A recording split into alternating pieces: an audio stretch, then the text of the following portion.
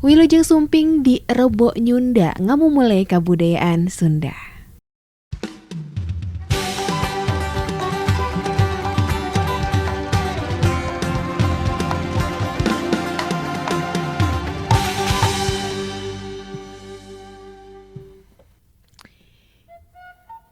Rebo Nyunda ngamumule kabudayaan Sunda. Wilujeng sonten rerencangan sadayana kumaha Mang? Sophie dan Civa kumaha Mang?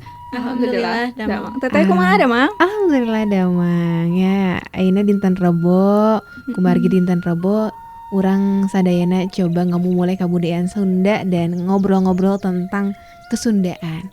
Kali ini kita bakalan ngobrol tentang salah satu tokoh, bukan tokoh juga ya, mungkin cerita lucu.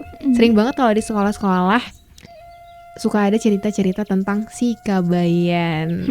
Tahu gak? Kalian kenal gak? Atau pernah baca ceritanya gak? Enggak, baru pertama kali baca. Oh iya? Iya. Tapi kalau bahasa Sunda di sekolah gimana? Belajar gak tentang Kabayan? Enggak ya, enggak. Oh, Enggak. kita beda generasi kali ya. Iya. Kalau Teteh dulu belajar sih, dulu belajar bahkan praktek ujian prakteknya itu sampai ngedongeng Kabayan gitu pakai bahasa Sunda. Nah, oke, kita bakalan ngedongeng ya di pertemuan gak tuh di Rebo Nyunda kali ini kita bakalan ngedongeng tentang si Kabayan. Jadi Kabayan ini adalah salah satu cerita ataupun dongeng dari Jawa Barat, khususnya di suku Sunda gitu ya. Nah, si Kabayan ini bisa disebut juga dengan cerita rakyat yang pernah juga diangkat di layar lebar. Ada filmnya si Kabayan juga. Nah, ini jadi kenapa si Kabayan ini ada gitu. Jadi dulu tuh di tanah Pasundan, khususnya tanah Sunda, ada laki-laki yang namanya si Kabayan. Jadi Kabayan itu adalah nama identiknya orang Sunda gitu. Ciri khasnya dia pakai pecinya yang peci tapi pakai pecinya itu dimiringkan.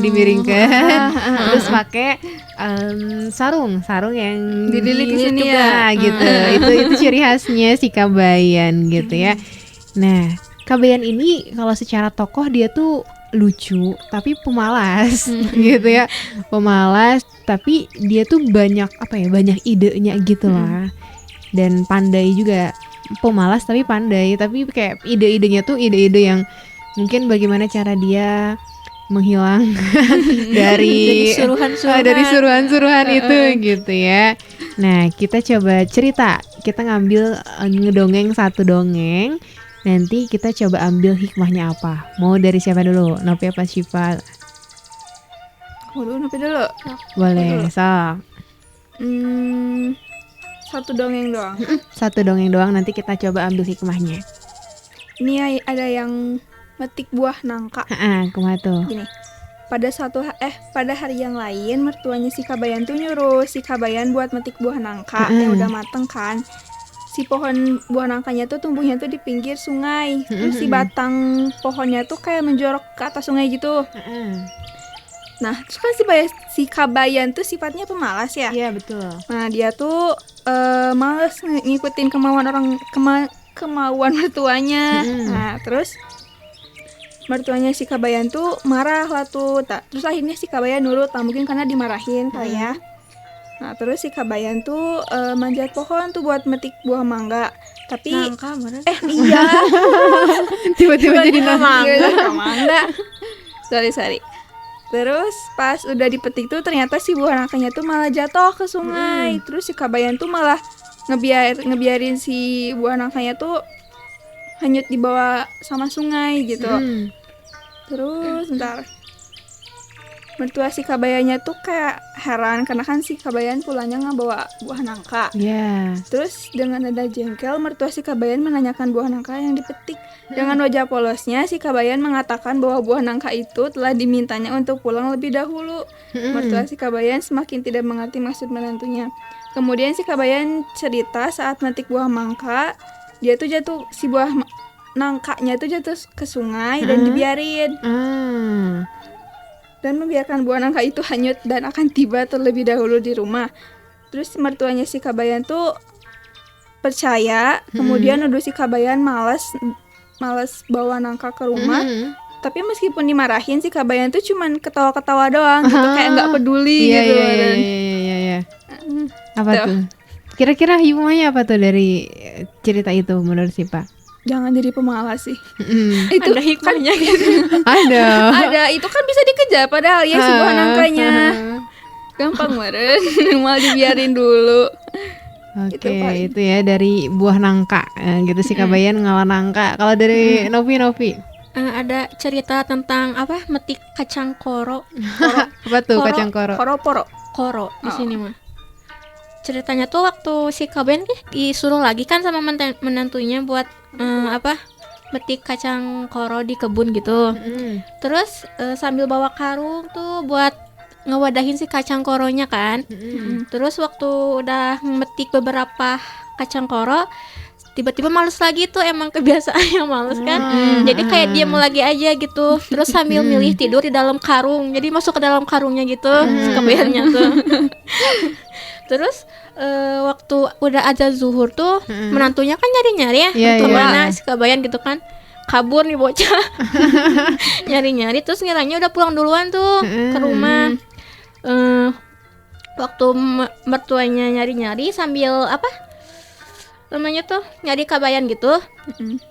Sampai di rumah tuh si mertuanya tuh apa narik-narik karung yang ada Kabayannya gitu, bener-bener kayak dipanggul gitu sampai rumah. Karena ngiranya itu tuh kacang koro bukan Kabayannya gitu. Waktu sampai rumah pas dilihat ternyata si Kabayan. Berat makanannya. Terus tuh gak lama kemudian esoknya tuh mertuanya tuh mau balas dendam gitu ke si Kabayannya kan. Mertuanya masuk juga ke dalam karung dengan harapan biar Mau bisa dibawa. dibangun juga sama Kabayannya. Taunya mau diseret gitu sampai rumah. Tapi kasihan ya. Bener-bener diseret kasihan. Aduh, ada hikmahnya gak? Hikmahnya Hikmahnya Gimana? apa ya? Lucu sih. Lucu aja. Iya, jadi cerita-cerita Kabayan itu sebenarnya ada hikmahnya. Ada beberapa yang ada hikmahnya, ada juga yang beberapa yang apa namanya Komedi ya? doang. Komedi doang gitu. Coba ya Teteh. Teteh coba mau baca dongeng si Kabayan tapi pakai bahasa Sunda nih. Ada gak ya? Kita coba baca aja dulu ya. Nanti teman-teman translatekan ke bahasa Indonesia ya. Ini yang pendek aja ya nih. Katanya si Kabayan ngawas ujian budak sekolah. Gitu. Apa artinya? Si Kabayan Ngawasi ngawasin anak gitu. sekolah. Ujiannya. Ujian anak sekolah. Sekolah. Duka di mana alasana si Kabayan menang tugas ngawas ujian budak sekolah SMP. Singketna carita nalika keur ujian matematika di kelas anu simpe jempling teu kadenge sora jangkrik-jangkrik acan. Nah ari peledek teh bau hitut gitu ya. Bau anu bener-bener bau. Atuh para siswa teh jadi rame pada nutup irungna masing-masing. Ngan si Kabayan nutup irung teh da rumah sak meureunnya gitu. Supaya ulah kapanggi si Kabayan akhirnya nyarita bari jiganu rada nyentak katanya. Siapa ieu teh yang teu sopan? Hitut di jero kelas gitu. Barudak teh saling tuduhkeun ka babaturanana bari heureuy. Akhirnya si Kabayan nyarita kieu. Bapak apal saha anu hitut? Engke ku bapak dibere jawaban soal ujian kanu ngaku hitut katanya. Nah atuh ari cung TKB pada ngaku gitu kan. Hitut abdi pak hitut katanya. Udah gitu katanya.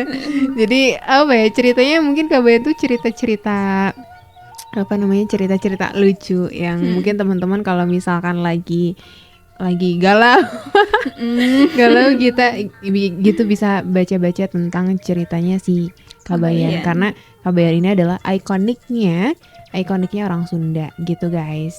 Nah kira-kira menurut teman-teman apa sih yang bisa diambil dari tokoh Kabayan ini gitu kira-kira? Yang tadi Tea. Yang ini nih yang dari tokoh si Kabayan. Ini jangan menyerah. Terus karena jika seseorang tidak berusaha maka tidak akan mencapai tujuan. Terus juga maknanya tuh harus rela berkorban. Jangan jadi pemalas yang paling utamanya, Mm. sama kayak karakternya kan. Jangan menyerah Tuh. juga tuh. Terus Karena kalau misalkan seseorang gak berusaha, nggak Iya. bakal bisa mencapai tujuannya kan.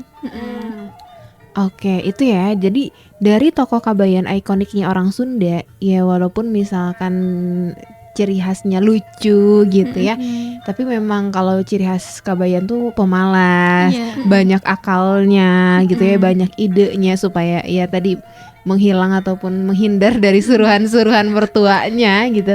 Tapi ternyata banyak juga apa yang namanya cerita-cerita ataupun hikmah juga yang bisa diambil dari tokoh Kabayan ini. Bukan suatu hal yang negatif terus gitu ya.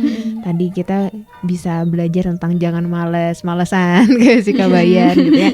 Kemudian kita juga harus bisa jangan menyerah ya, jangan menyerah terhadap sesuatu keadaan dan lain sebagainya. Gitu. Si Kabayan ini tokoh cerita rakyat Sunda yang terkenal memiliki sifat pemalas, nggak tahu malu, beneran nggak malu gitu ya. Kasar, licik dan rakus. Nah, si Kabayan ini punya istri namanya Nyi Iteng. Nyi Iteng itu digambarkan sebagai perempuan yang cantik banget. Jadi kayak apa ya? Wanita desa teh non? Kembang desa. Kembang desa gitu ya. Gitu sih guys, itu yang mungkin bisa kita sama-sama pelajari di tokoh Kabayan ini. Dari teman-teman ada yang mau disampaikan lagi? udah cukup. Nanti kita bakalan bahas lagi di Rebo Nyunda. Pekan depan kira-kira tokoh siapa lagi yang akan kita bahas dari orang Sunda yang menjadi identiknya orang Sunda. Tapi apalagi ya? Mungkin bukan hanya tokoh ya, kita bakalan bahas lagi tentang daerah dan lain sebagainya. Pokoknya hari Rabu ini kita bakalan gunakan untuk melestarikan budaya Sunda. Oke, hatur nuhun pisan Syifa Novi sudah ngobrol dan kita bakalan ketemu lagi di Rebo Nyunda pekan depan. Sampai jumpa dan apa bahasa Sundanya ya? Sampai jumpa. Apa sih Apa? Ya. yang sampai jumpa bahasa Sundanya? Apa kata kamu teh?